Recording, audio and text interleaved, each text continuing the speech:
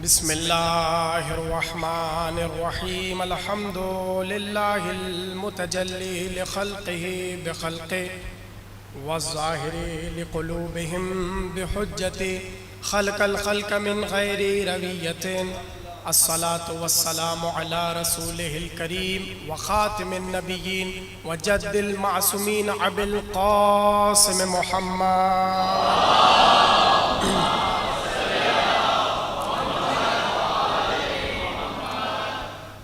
वालैहि तय्यबीन ताहिरीन अल-मासूमीन अल्लज़ीना अज़हबल्लाहु अन्हुमुर रिज्सा वत्तहरहुम तत्हीरा।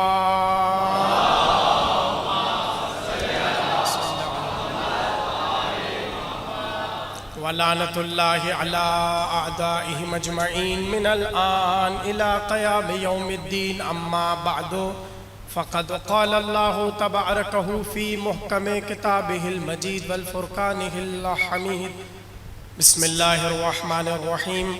इन्नस्सफ़ा वल मरवता मिन शआइरिल्लाह व क़ाल अल्लाहु ऐज़न व मन युअज़्ज़िम शआइरल्लाहि फ़इन्नहा मिन तक़वल क़ुलूब।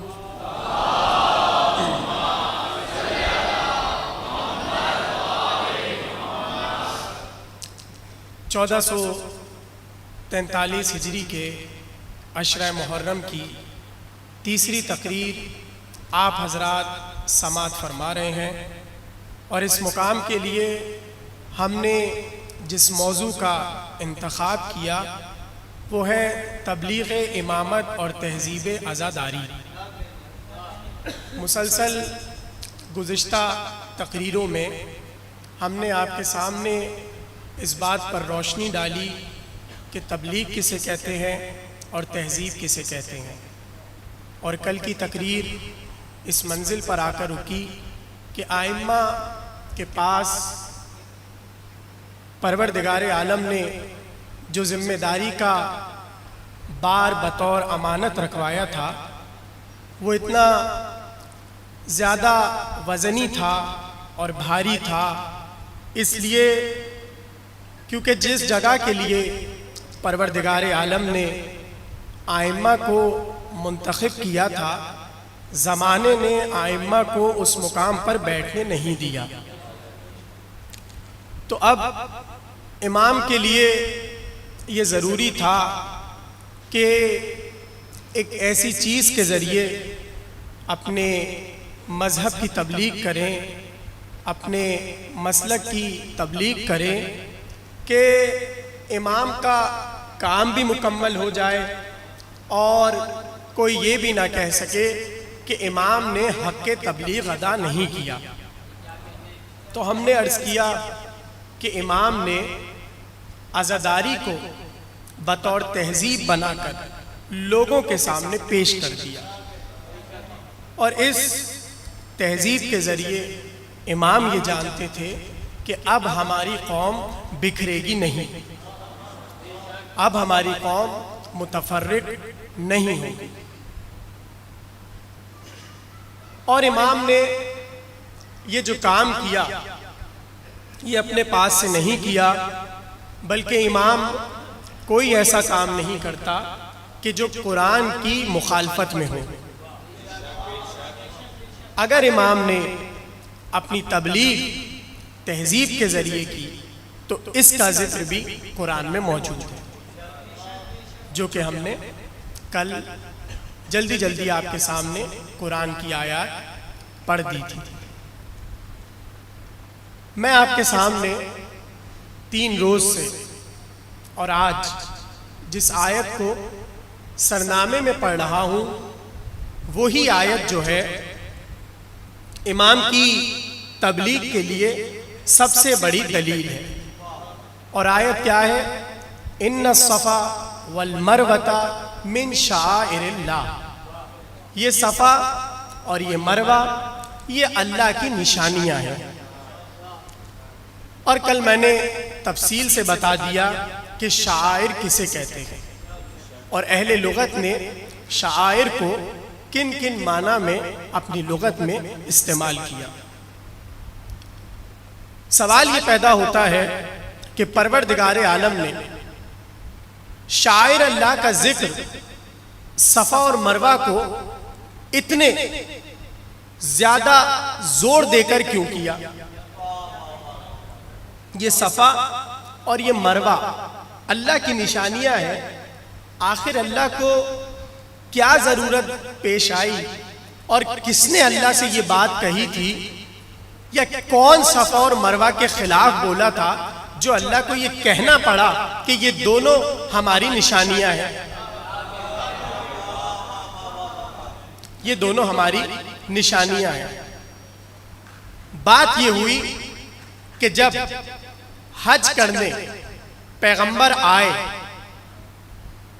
और सबको बताया कि ये करना है, ये करना है, ये करना है और ये करना है, यानी तहजीब बनाकर तबलीग कर रहे थे।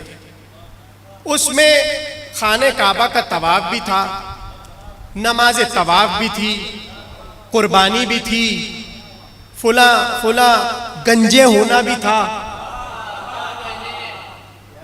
आपको इस जुमले पे इख्तिलाफ तो नहीं हो रहा किसी को?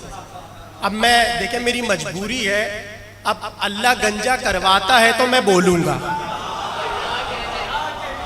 अब अगर कोई इससे इख्तिलाफ करे और किसी को बुरा लगे तो मैं क्या करूं? वो जाके अल्लाह से कहे कि उसने अपने पैगंबर पर भी ये हुक्म जारी किया, यानी कोई इससे बचा हुआ नहीं है। इसलिए क्योंकि ये रुक्न है हज करने वालों के लिए कि जब तुम हज करने जाओ तो जितने हुक्म है उसमें वो तुम्हें सब अंजाम देने हैं। तो उन्हीं में से एक चीज थी सफ़ा और मरवा की सही करना। और ऐसा नहीं है कि जब इस्लाम आया तो फिर सफ़ा और मरवा की सही हुई, चक्कर काटे गए, गिर्द घूमा गया या दौड़ लगाई गई। दौड़ अल्लाह ने जो लगवाई ये पहले भी हो रहा था। इस्लाम से पहले भी अय्यामे जाहिलियत में ये सारी चीजें हो रही थी। अब जब पैगंबर ने कहा कि नमाजे तवाफ तुमने पढ़ ली, काबे का तवाफ तुमने कर लिया, अब सफ़ा और मरवा की दरमियान तुम्हें सही करनी है। अब लोगों के दिल परेशान होने लगे और उन्होंने कहा हम सफ़ा और मरवा के दरमियान कैसे चक्कर काटेंगे, इसलिए क्योंकि वहां हमारी एक पुरानी याद जुड़ी है। वहां हमारी एक पुरानी याद जुड़ी है और वो याद क्या थी? सफ़ा और मरवा पे दो बुत रखे थे। सफ़ा और मरवा पे दो बुत रखे थे ताकि कोई इख्तिलाफ ना करे इस बात पे। ये अल्लामा जलालुद्दीन सुयूती अहले सुन्नत के बहुत बड़े आलिम दीन है, बहुत बड़े इमाम हैं। उनकी तफसीर है तफसीर दुर्रे मंसूर। उसमें उन्होंने ये लिखा, एक बुत सफ़ा पे रखा था, एक बुत मरवा पे रखा था। एक का नाम था असाफ, एक का नाम था नाइला। मैंने हवाला इसलिए दे दिया ताकि किसी को इख्तिलाफ ना हो। नाइला नाम भी लिख, अब अगर किसी और का नाम भी नाइला है तो अब अगर मैंने उस दिन जुमला कहा था कि इतनी अरब की गाड़ी थी, एक दो और गाड़ देते, उसमें एक नाइला भी थी। तवज्जो करें। अब देखिए, मैं तो सीधी सीधी एक बात कर रहा हूं, ठीक है? हुआ क्या था? नाइला अरब में जो काम किया करती थी वो आप जाके तारीख में पढ़ें, लेकिन चूंकि अरब वाले उसका एहतराम करते थे, उसके मरने के बाद उसके नाम का बुत उन्होंने मरवा में गाड़ दिया था। अल्लामा जलालुद्दीन सुयूती की किताब तफसीर दुर्रे मंसूर इस आयत के जेल में उन्होंने लिखा है। तो होता यह था कि जब अरब अय्यामे जाहिलियत में सफ़ा और मरवा के चक्कर काटते थे, सफ़ा और मरवा के गिर्द फेरते थे और दौड़ते थे, तो जैसे ही नाइला पे पहुंचते थे, जैसे ही असाफ पर पहुंचते थे, ये उनकी रस्म थी यानी वो असाफ को भी चूमते थे और नायला को भी चूमते थे। अब जब पैगंबर ने कहा तमाम मुसलमान हाजियों से कि सफा और मरवा के गिर्द चक्कर काटना है, दौड़ना है, तो सब एक दूसरे को देखकर कहने लगे हम जाएंगे तो बेइख्तियार हाथ।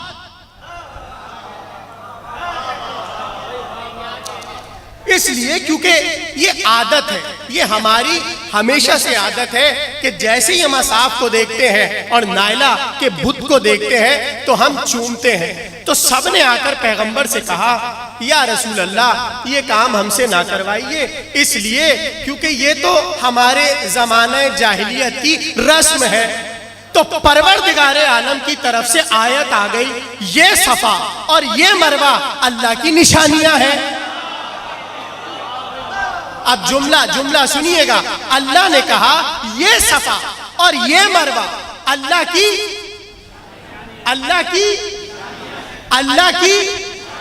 ये थी अल्लाह की निशानियां, और बुत जो गाड़े थे इधर आके वो शैतानों ने गाड़े थे। ये भी जलालुद्दीन सयूती ने लिखा कि शैतान इंसानी रूप में आते थे, और जब पैगंबर जो आए थे हजरत इब्राहिम के बाद के जो पैगंबर है वो अरब में नहीं आए, यानी इस तरह अरब में नहीं आए कि वो खाने काबा में मौजूद नहीं थे। तो जैसे ही खाने काबा में से पैगंबर हटे तो शयातीन ने कब्जा कर लिया। पता चला अल्लाह ने ये बताया कि जब अल्लाह वाले अपने मुकद्दस मुकामात को छोड़कर चले जाते हैं उस पर कब्जा हो जाता है। अब पता चला हम हर शबे जुम्मा अपने इमाम बाड़ों में क्यों आते हैं। समझ रहे हैं आप? तो परवरदिगारे आलम ने हुक्म दिया कि सफा और मरवा के चक्कर तुमने काटने हैं, सही तुमने करनी है, दौड़ना तुमने है। अब हुआ यह था कि शैतानों ने जब देखा कि ये पड़ोस खाने काबा का खाली हो गया और यहाँ कोई आता ही नहीं है, इसलिए कि पैगंबर तो अब दूसरी सरजमीन पर आ रहे हैं, तो उन्होंने वहां पर कब्जा कर लिया। अब वो आके वहां पे तालियां बजाते थे और उल्टे सीधे शेर पढ़ते थे, और फिर उन्हें देखा वो जो जितने थे उनके गिर्द वो सब आते थे और शैतानों के साथ मिलके तालियां भी बजाते थे, सीटियां भी बजाते थे और उल्टे सीधे अशआर भी पढ़ते थे। तो अब परवरदिगारे आलम ने अपने हबीब से कहा अगर यहां पर बुरी चीजें रखी हैं तो उन्हें हटाया जाए। तवज्जो, परवरदिगारे आलम ने यह कहा कि अगर यहां पर सफा और मरवा पर बुरी चीजें रखी हैं इन्हें हटाया जाएगा, अच्छी चीज को खत्म नहीं किया जाएगा। भाई अगर अज़ादारी में खुदा न खास्ता कोई गलत चीज नजर आ रही है उसे खत्म करो, अज़ादारी के खिलाफ ना बोलो।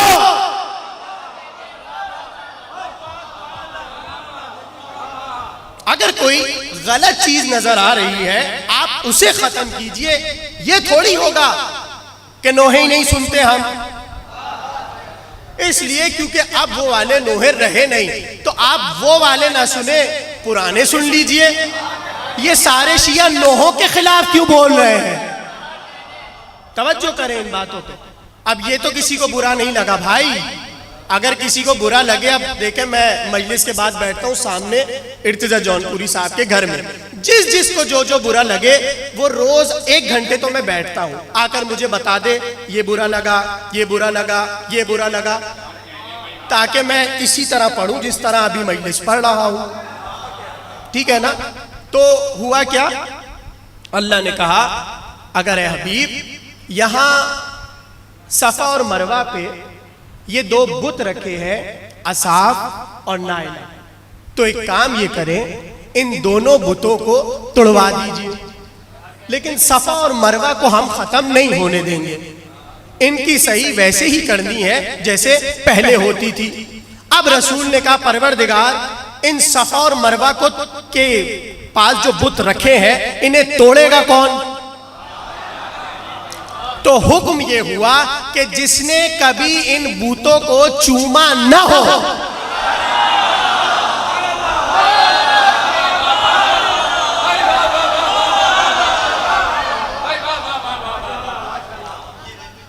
इन भाई किसी को बुरा ना लग जाए, अब तो मैं ऐसे ही पढ़ूंगा। भाई किसी को बुरा तो नहीं लग रहा इस तरह पढ़ना। सलावात पढ़े मोहम्मद वाले मोहम्मद।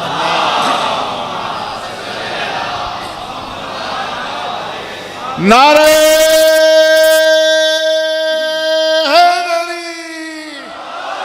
हुसैनियत, हुसैनियत, यजीदियत, यजीदियत, नारा हैदरी। इसलिए क्योंकि भाई हम तो चाहते किसी का दिल दुखे नहीं किसी बात से, और हम कोई ऐसी बात करते भी नहीं, इसलिए क्योंकि हम अनीस के आशिक हैं। और मीर अनीस कहते हैं किसी का दिल ना किया हमने पाए माल कभी, किसी का दिल न किया हमने पाए माल कभी, चले जो राह तो चूटी को भी बचा के चले।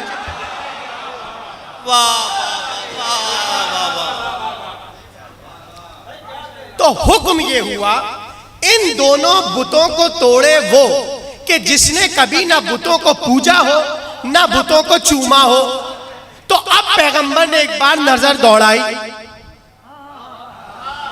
और फिर फौरन से कहा अली कहां है।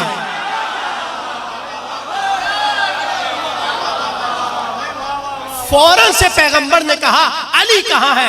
एक बार सफों को चीरते हुए अली आए, और जैसे ही आए कभी असाफ को तोड़ा कभी नाइला को तोड़ा।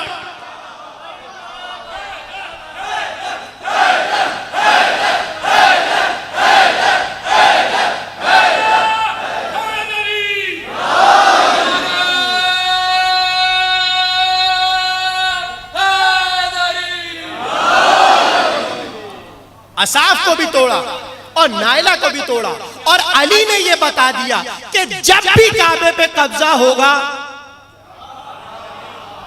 अब वो कब्जा लोगों के जरिए हो या बुतों के जरिए,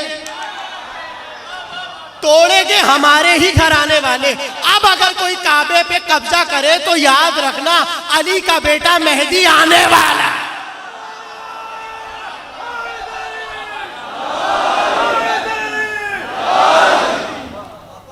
अली का बेटा आने वाला है, और वो अपने बाबा की तरह जानता है कि कब्जों को खत्म करते कैसे हैं।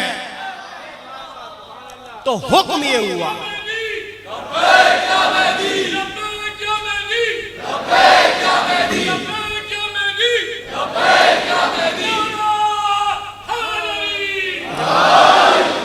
तो हुक्म ये हुआ ऐ हबीब हम अपनी इन मुकद्दस जगहों को कभी खत्म नहीं करेंगे। अगर इनमें कोई बुरी चीज आ रही है तो बुरी चीज खत्म होगी, असली चीज खत्म नहीं होगी। तो जैसे ही अली ने बुतों को तोड़ा, अब नबी ने बताया जैसे मैं दौड़ूं वैसे तुम दौड़ना, ना रफ्तार बढ़ाना ना रफ्तार घटाना। और फिर सिखाया कि सफा और मरवा के दरमियान तुम्हें चक्कर कैसे काटने हैं।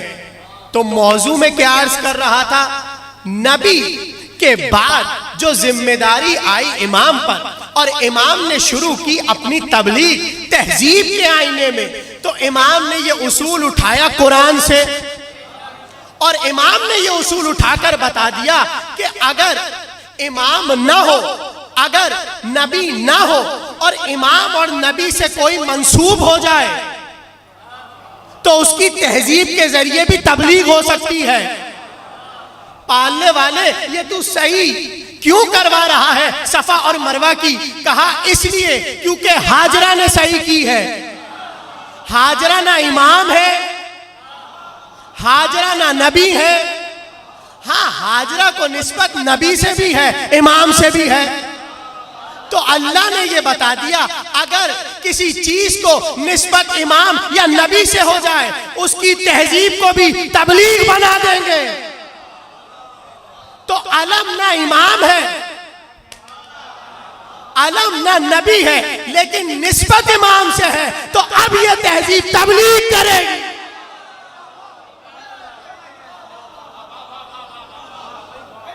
अब ये तहजीब तबलीग करेगी। तो बात कुल इतनी थी कि निकली थी हजरत हाजरा और तड़प रहे थे हजरत इस्माइल प्यास में, और ये माँ थी जो तहजीब बना रही थी। माँ ही तो होती है जो तहजीब बनाती है। अरे माँ अगर अच्छी ना हो तो बच्चे मुहज्जब नहीं होते। और विलाए अली की एक शर्त है मुहज्जब होना।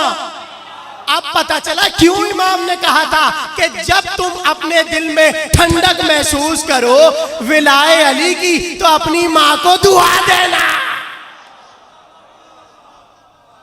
इसलिए कि इस विलायत से उसने तहजीब का रिश्ता तुम्हारा जोड़ दिया। तो हजरत हाजरा दौड़ रही है कभी सफा की तरफ कभी मरवा की तरफ, सिर्फ इसलिए कि मेरे लाल के लिए 2 बूंद पानी मिल जाए। अल्लाह ने कहा, ए हाजरा, आपका ये दौड़ना हमें इतना अच्छा लगा कि हम आपके दौड़ने को तहजीब बनाएंगे और इसी तहजीब से तबलीग होगी। भाई तवज्जो कर रहे हैं आप? इसी तहजीब से तबलीग होगी। तो इमाम ने उठाया यहां से उसूल कि हम तहजीब के जरिए कैसे तबलीग करेंगे। तो अब तो मौजू खुल गया ना, तबलीग इमामत तहजीब आजादारी। तहजीब के जरिए इमाम तबलीग करेगा। और अब अल्लाह ने जो ये कहा, सफा और मरवा शायर अल्लाह है, अल्लाह की निशानियां हैं, तो जरा थोड़ा और आज हम शायर अल्लाह को मजीद खोल दें। इसलिए क्योंकि आगे की तकरीरों में हमें यह साबित करना है अलम भी शायर अल्लाह है, ये अज़ा खाना भी शायर अल्लाह है, ये मिंबर भी शायर अल्लाह है, ये जुलूस भी शायर अल्लाह है। और अगर शायर अल्लाह के रास्तों में रुकावट डालोगे, शायर अल्लाह के रास्तों में रुकावट नहीं डालनी, वरना क्या होगा वो मैं आपको बता देता हूं।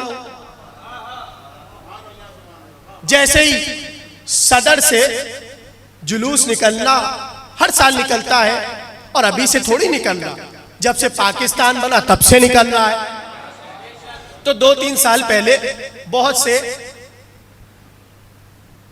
बरादराने पठान हजरात वो आए और उन्होंने आके कंप्लेन की। अब ये जिस तक आवाज पहुंच रही है वो सुन ले कि जुलूस के रास्ते साफ ना करने पर नुकसान क्या होगा। क्या नुकसान होगा वो सुन ले। तो पठान हजरात आए और उन्होंने आके कंप्लेन की पुलिस वालों में, पुलिस वालों के पास आके कंप्लेन की। और कंप्लेन ये की कि भाई ये जो जुलूस निकलता है कायदे आजम के मजार के सामने से और चलते चलते रैम्बो सेंटर पर जब पहुंचता है तो ये सीधा भी तो जा सकता है, ये घुमाते क्यों हैं। ये उन्होंने आके कंप्लेन की और कहा कि भाई हम मुतालबा ये कर रहे हैं कि इस बार जुलूस सीधा सीधा चला जाए, रूट जो है वो बदले ना, वो बदल जाए और रैम्बो सेंटर की तरफ से जुलूस ना निकले। हाँ मतलब सीधा चला जाए, वो रैम्बो सेंटर से होता हुआ यूं जाता ना पीछे से। तो उन्होंने कहा कि भाई आपको मसला क्या है, आधे घंटे में तो जुलूस गुजर जाता है। अब जुमला सुनिएगा उनका, पठान साहब का। पुलिस वाले ने कहा आधे घंटे में जुलूस गुजर जाता है, आपको मसला क्या है। कहा ये लोग तो आधे घंटे में जुलूस गुजार जाते हैं, पूरा साल हमारे बच्चे या हुसैन।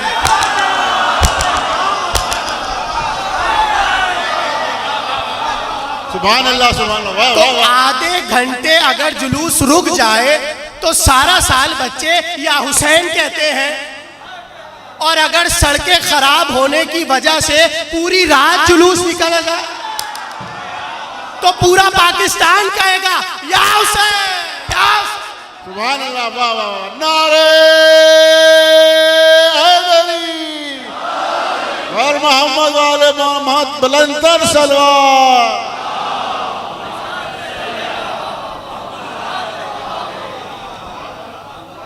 तवज्जो कर रहे हैं आप? ये है तहजीब अज़ादारी।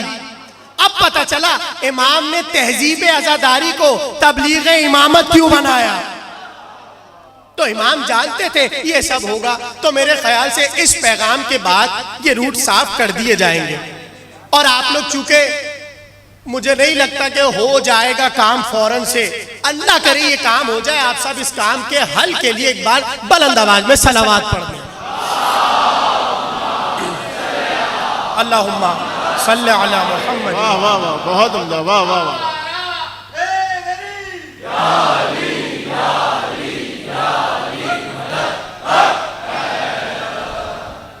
तो अब आपने महसूस किया कि इमाम ने इसे तबलीग का जरिया क्यों बनाया था, और बता दिया ये कि सफा पर सही करो, मरवा पर सही करो, इसलिए क्योंकि ये शायर अल्लाह है।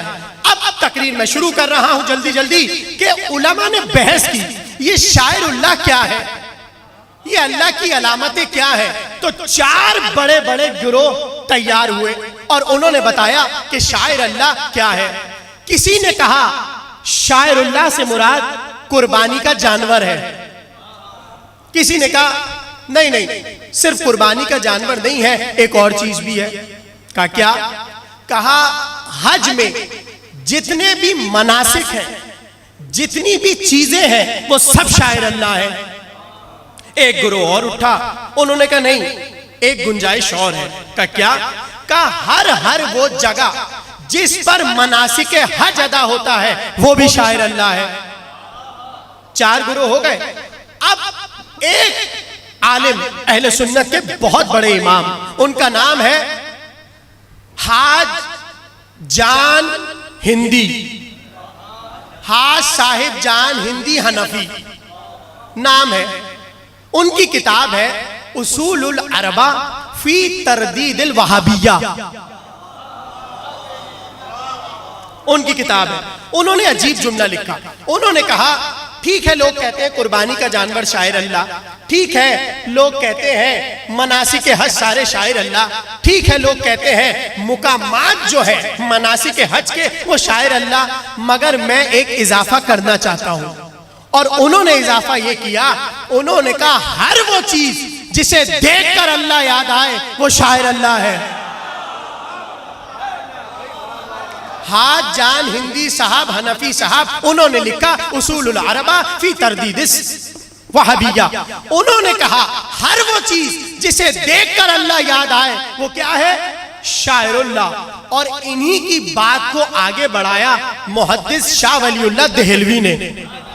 उन्होंने अपनी किताब हुज्जतुल बालिगा में लिखा कि जब हमारे इतने बड़े आलिम ने ये बात तय कर दी कि शायर अल्लाह हर वो चीज है जिसे देखकर अल्लाह याद आए, तो अब हम कैद नहीं कर सकते कि बस यही शायर अल्लाह है, बल्कि जिस चीज से हमें अल्लाह याद आता रहे वो शायर अल्लाह होती रहेगी। अब आप किसी पे पाबंदी नहीं लगा सकते, जिसे जो देखकर अल्लाह याद आए उसके लिए वो शायर अल्लाह है।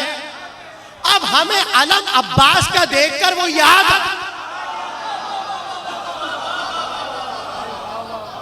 हाज जान हिंदी लिख रहे हैं और शाह वलीउल्लाह कह रहे हैं। और फिर उन्होंने एक फेहरिस्त बनाई, शाह वलीउल्लाह ने हुज्जतुल बालिगा में एक फेहरिस्त बनाई। उन्होंने कहा काबा शायरुल्लाह है, इसलिए क्योंकि हम जैसे ही काबे को देखते हैं हमें अल्लाह याद आता है। कल जुमला मैंने कहा था रसूल अल्लाह फंसा कर गए हैं सबको। उन्होंने कहा जैसे ही हमने काबा देखा हमें अल्लाह याद आया, काबा शायर अल्लाह। और नबी कह के गए थे ऐ अली तेरी मिसाल उम्मत में काबे जैसी। नारे हैदरी, सुभान अल्लाह सुभान अल्लाह, वाह ऐ वाह अली वाह वाह। तेरी मिसाल उम्मत में काबे जैसी है। और नबी यहाँ पर ठहरे नहीं, फौरन से कहा ऐ अली काबा हज करवाने लोगों के घर पे नहीं जाता, जिसे हज करना होता है वो काबे में आते हैं। अब जुमला सुन लो, अली खिलाफत के लिए किसी के घर पे नहीं जाएंगे, सब मिलके अली के दरवाजे पे आएंगे।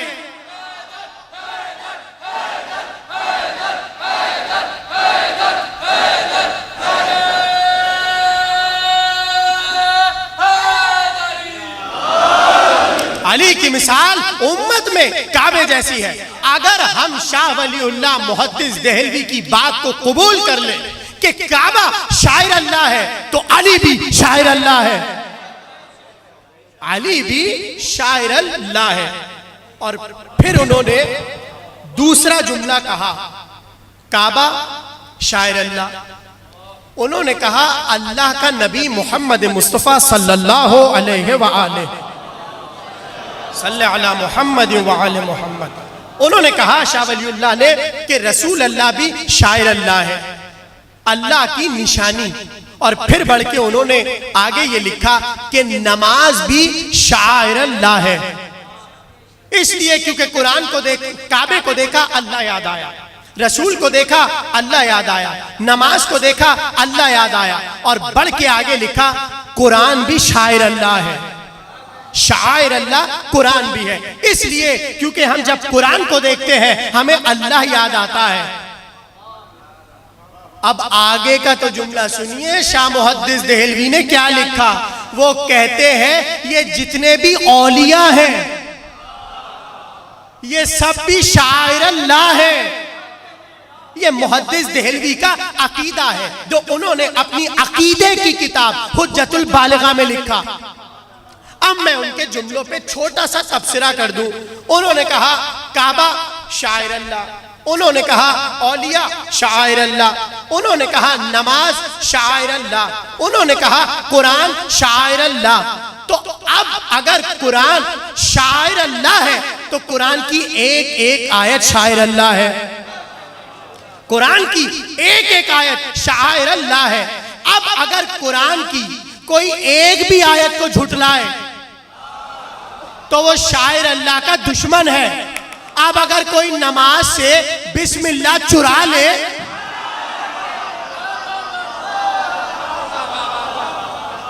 शाह वलीउल्लाह मुहद्दिस देहलवी का जुमला, उन्होंने कहा कुरान शायर अल्लाह है। तो मैं मुहद्दिस देहलवी साहब से पूछूं क्या वो वाला कुरान शायर अल्लाह है जो नबी के सीने पे उतरा? अच्छा, सीने पे, उसी सीने पे उतरा था जिस सीने पे अली खेलते थे, जिस सीने पे इमाम हसन और इमाम हुसैन खेलते थे। तो अब मैं सवाल करूं क्या वही कुरान जो अपनी असल हकीकत के साथ, अपने असल नूर के साथ सीना मोहम्मद पर उतरा, सिर्फ वो शायर अल्लाह है? या ये जो ताज कंपनी के कुरान छपते हैं ये भी शायर अल्लाह है? कहा नहीं, कुरान शायर अल्लाह है। अब कुरान में कैद नहीं है, बस कुरान होना चाहिए, वो शायर अल्लाह है। तो मैं जुमला कह दूं, जब आपने कुरान कह दिया कि कुरान शायर अल्लाह है, तो अब एक जुमला हम बढ़ा देते हैं, जिस तरह कुरान सामित शायर अल्लाह है इस तरह कुरान नातिक भी शायर अल्लाह है। जुमला आप कहने जा रहा हूं, अगर कुरान की एक एक आयत शायर अल्लाह है, अगर कुरान सामित की एक एक आयत शायर अल्लाह है, तो कुरान नातिक की भी एक एक आयत शायर अल्लाह है। अब हमारे यहाँ अली अकबर भी शायर अल्लाह है, ओनो मोहम्मद भी शायर अल्लाह, कासिम भी।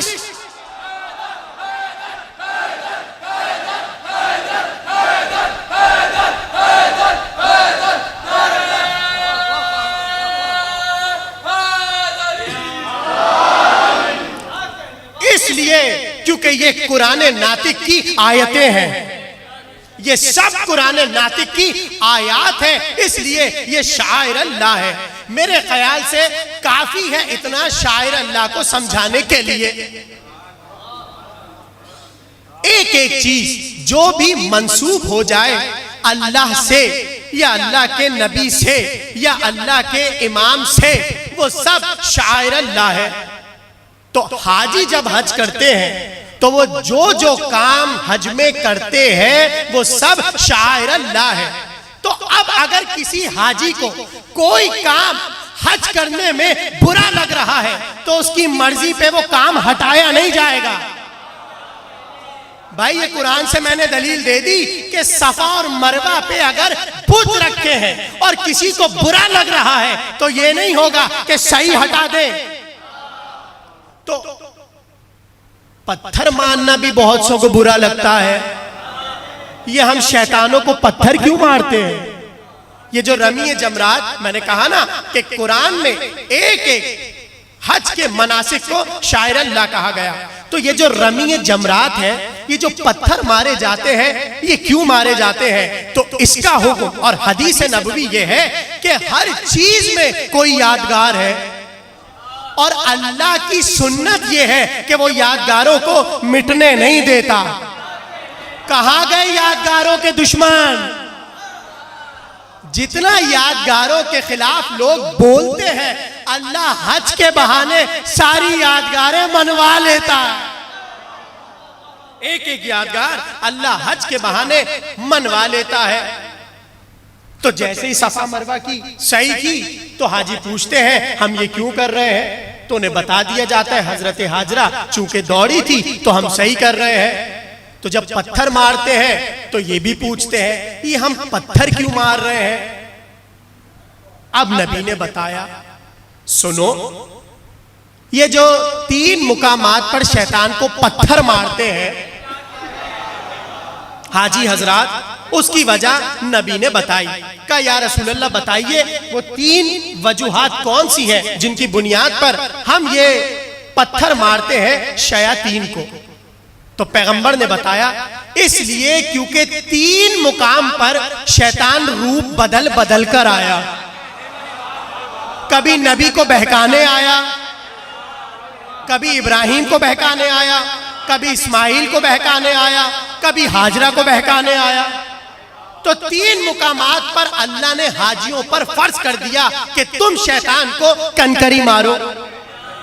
तो असहाब रसूल ने पूछा या रसूल अल्लाह ये भी बतलाइए कि कब कब कैसे कैसे आया?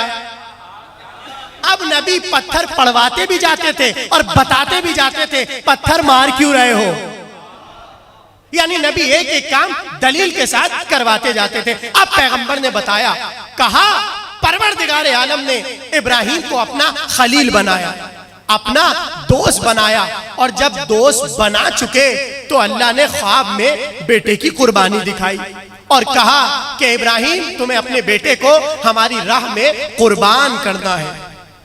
कैसा खलील था अल्लाह का, कैसा दोस्त था अल्लाह का कि कहा पालने वाले हम इस काम को जरूर करेंगे।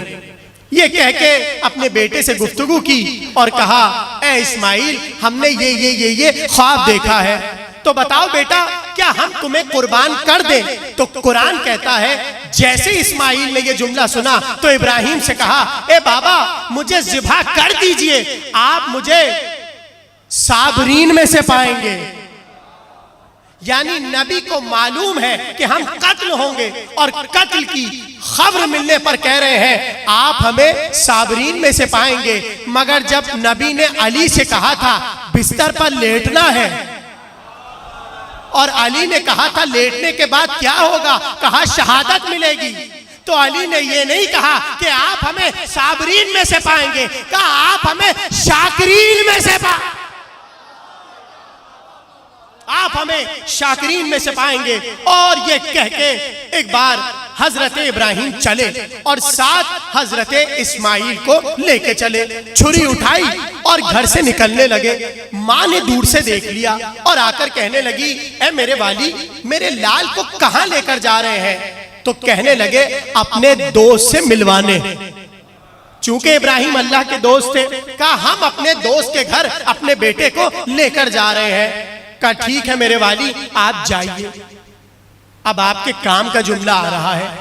जैसे इब्राहिम इस्माइल का हाथ पकड़कर लेकर जाने लगे तो मैं आपसे एक छोटा सा सवाल करूं, इब्राहिम को पता था इस्माइल कत्ल होंगे, ज़िबा होंगे, मारे जाएंगे, और इस्माइल को भी मालूम था कि हम मारे जाएंगे।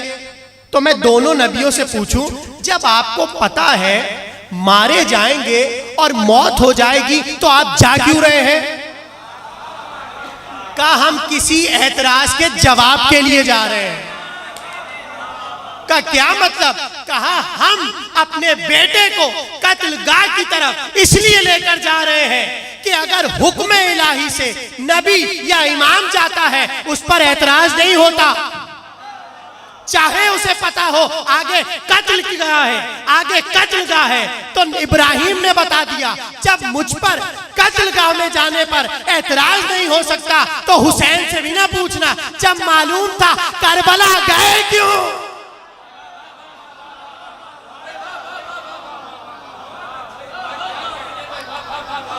जब मालूम था कि कत्ल कर दिए जाएंगे तो करबला गए क्यों। अरे हुसैन पर एतराज करने से पहले इब्राहिम से पूछो। जब मालूम था कि कत्ल कर दिए जाएंगे और जिबा हो जाएंगे इस्माइल तो गए क्यों। बहरहाल अब नबी अपने असहाब को किस्सा सुना रहे हैं। कहने लगे कि जैसे ही चले हजरत इस्माइल को लेकर तो एक मुकाम पर शैतान नमूदार हुआ और नमूदार होकर हजरत इब्राहिम से कहने लगा क्या कर रहे हैं आप, एक ख्वाब की बुनियाद पर अपने बेटे को मार रहे हैं, अपने बेटे को कत्ल करने जा रहे हैं। तो कहते हैं इब्राहिम समझ गए ये शैतान है, इसलिए क्योंकि नबी के फेल पर एतराज कर रहा।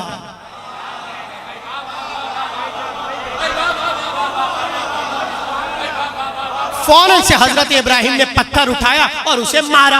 ये कह के नबी ने कहा अब इस शैतान को पत्थर मारो। रमी जमरात हो रही है, आगे बढ़े। अब असहाब से कहा चलो जल्दी जल्दी जल्दी जल्दी कंकरियां उठा लो। सबने उठाई, कहा अब इसे मारना है।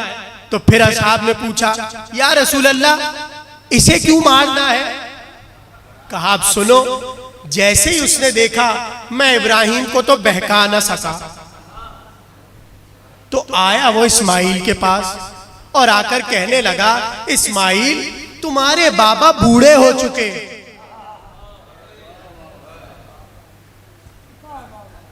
ए इस्माइल तुम्हारे बाबा बूढ़े हो चुके और इस उम्र में दिमाग सही नहीं चलता।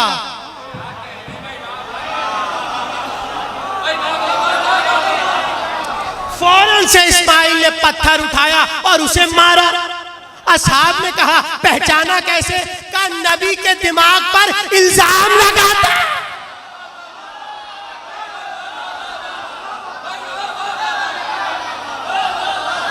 ये कह के नबी ने कहा चलो पत्थर उठाओ मारो।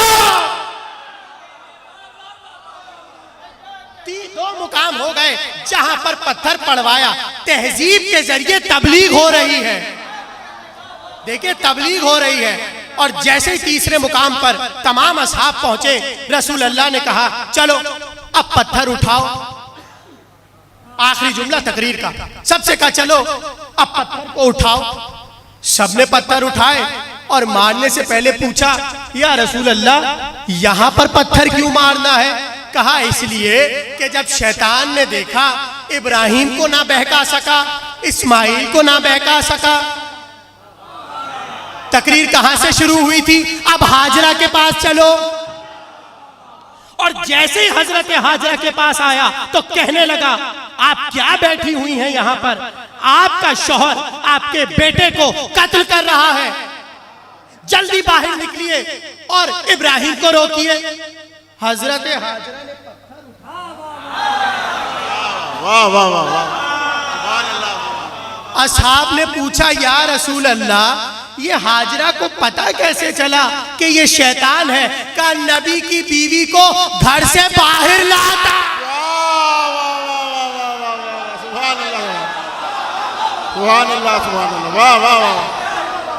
नारे तकबीर, नारे रिसालत, नारे हैदरी, वर मोहम्मद वाले मोहम्मद सलवार।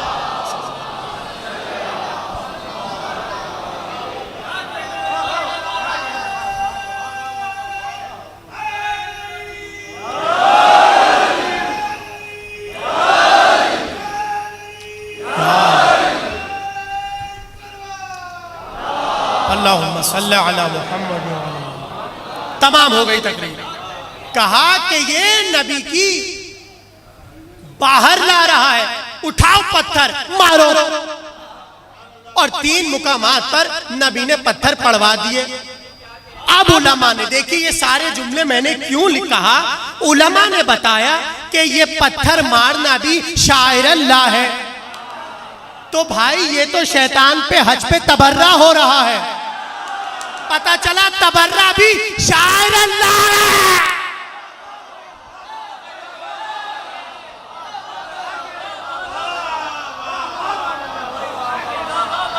और जो शायर अल्लाह का दुश्मन होता है वो काफिर होता है।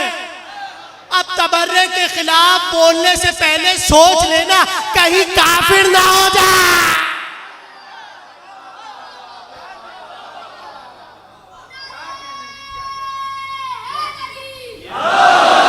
ये सारी बातें कुरान के आईने में मैंने आपको बता दी और एक एक बात पे मैंने हवाला दिया है। एक एक बात पर मैंने हवाला दे दिया, यानी पैगंबर ने ये बता दिया कि अच्छी चीजों की अगर यादगार बाकी रहेगी तो बुरी चीजों की भी यादगार बाकी रहेगी। अरे बुरों को याद इसलिए रखा जाता है ताकि अच्छे बहक ना जाए। तो हम तो और अपने बुजुर्गों से ये तरबियत लेते आए हैं कि जैसे ही यहां बैठते हैं अच्छों का भी जिक्र हो जाता है और बुरों का भी जिक्र हो जाता है, इसलिए क्योंकि ये सुन्नते इलाही है। तो परवरदिगारे आलम ने शायर अल्लाह के जरिए एक एक चीज पहुंचा दी और कहा इन सब चीजों को हमने तहजीब बना दिया और अब तबलीग इस एक एक चीज से होती चली जाएगी। तो ये थे हजरत इब्राहिम अल्लाह के खलील। और यहां पर अल्लाह ने यह भी बता दिया कि जो अच्छा दोस्त होता है वो दोस्त की बात पर एतराज नहीं करता, वो दोस्त का कहा मानता है और दोस्त ही दोस्त से उम्मीद रखता है। और जो लोग मुहज्जब होते हैं वो दोस्ती की बहुत कद्र करते हैं। देखिए दोस्ती भी एक तहजीब है। अगर दोस्ती में तहजीब ना हो तो दोस्ती पायदार नहीं होती। जितनी दोस्ती में तहजीब होगी उतनी दोस्ती पायदार होगी। अल्लाह ने इब्राहिम को खलील बनाकर बता दिया कि ये मुहज्जब दोस्ती है। तो हुसैन ने कहा ठीक है परवरदिगार, एक दोस्त मुहज्जब मेरा भी है, उसका नाम हबीब है।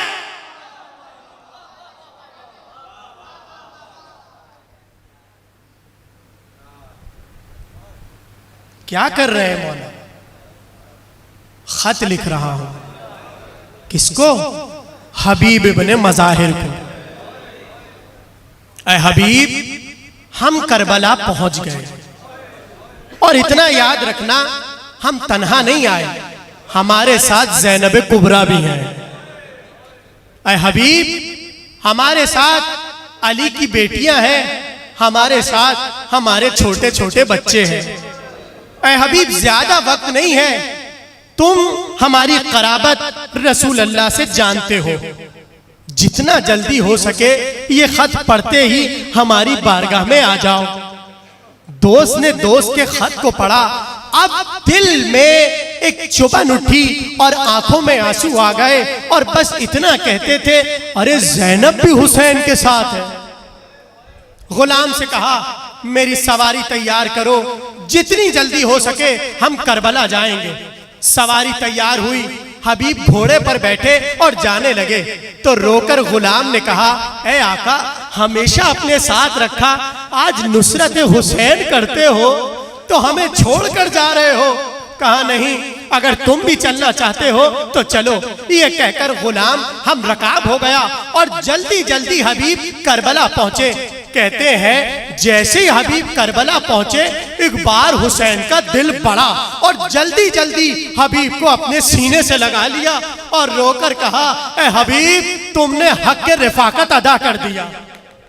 ऐ हबीब, तुमने हक के रिफाकत अदा कर दिया। और जैसे ही हबीब को देखा एक बार हुसैन को अपना बचपन याद आ गया और हबीब को देखते जाते थे और बचपन की बातें करते जाते थे। कहने लगे, ए हबीब, वो वक्त तुम्हें याद है कि हम दौड़ते जाते थे, तुम हमारे पीछे पीछे होते थे।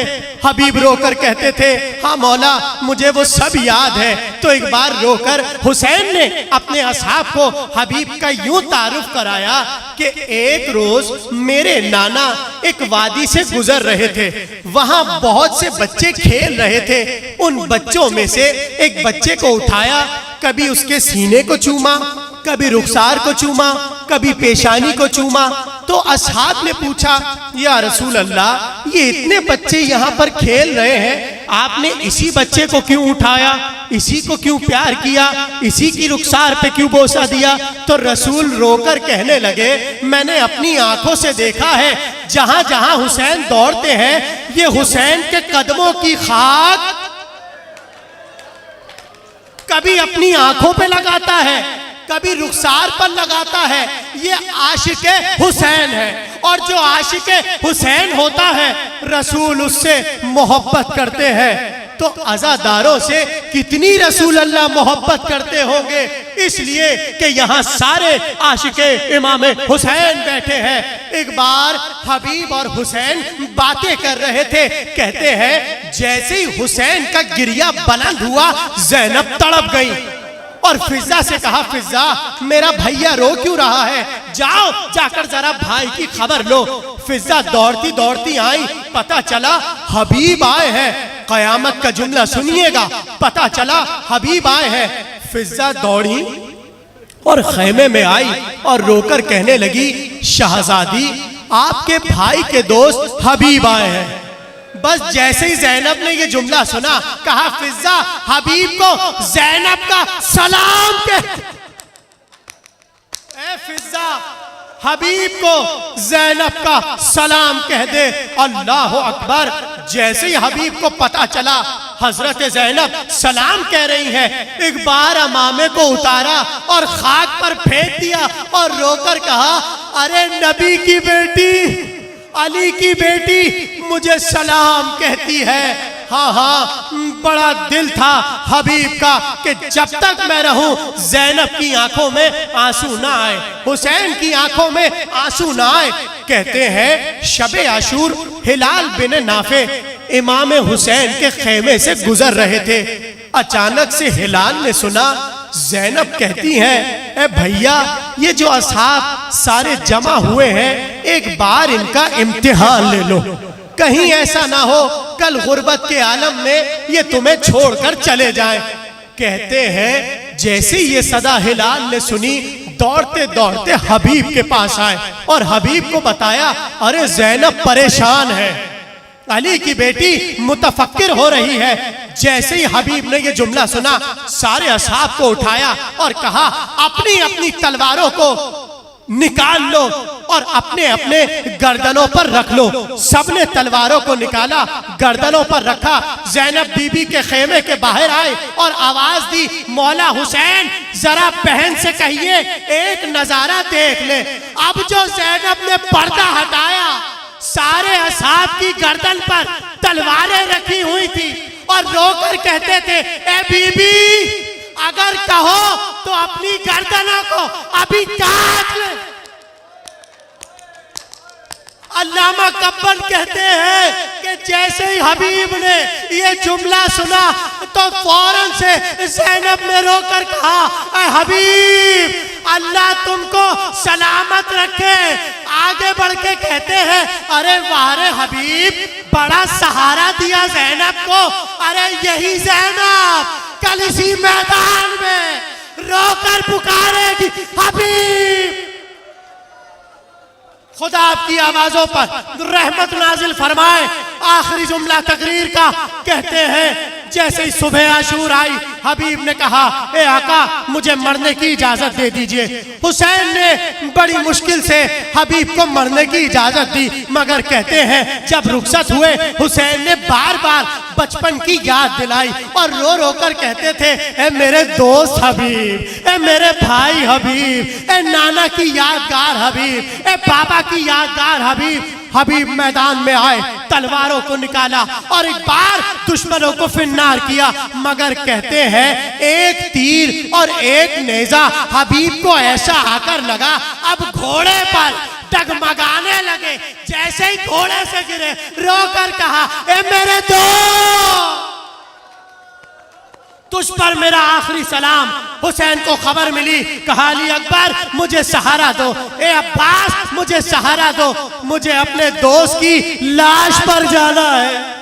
जैसे ही दोस्त की लाश पर आया, इकबाल हुसैन ने अपने हाथ को उठाया, हबीब के सीने पे रखा और रोकर कहा, ए हबीब तुम तो रात भर कुरान की तिलावत किया करते थे, ए हबीब तुम मेरे फकीह दोस्त थे, जालिमों ने तुम्हें कत्ल कर दिया, जालिमों ने तुम्हें मार दिया। मगर जुमला सुन लो, कहते हैं हबीब की सांस उखड़ रही थी, सांस उखड़ रही थी। एक बार हबीब ने असहाब हुसैन को देखा और रोकर कहने लगे, मुझे माफ करना, मैं हुसैन का साथ ना दे सका, मगर मैं सिर्फ एक वसीयत करता हूँ, अरे मेरा हुसैन नरगाए आदा में घिर ना पाए। मैं कहूंगा हबीब बड़ा ख्याल था हुसैन नरगाए आदा में घिर ना पाए, मगर हाय जब हुसैन पर तीर चलते थे, तबर चलते थे, हुसैन ने तुम्हें बहुत याद किया। ए हबीब, आखिरी जुमला कहते हैं, जब सारे शोहदा मारे गए और दुश्मनों ने सर काट के नेज़ों पे बुलंद किए, तो एक नेज़े पर हबीब का सर था। जैसे ही ये काफिला कूफे में दाखिल हुआ, हबीब का बेटा था जिसका नाम था कासिम, उसे खबर मिली मेरे बाबा का सर आ रहा है। उसने सारे दोस्तों को जमा किया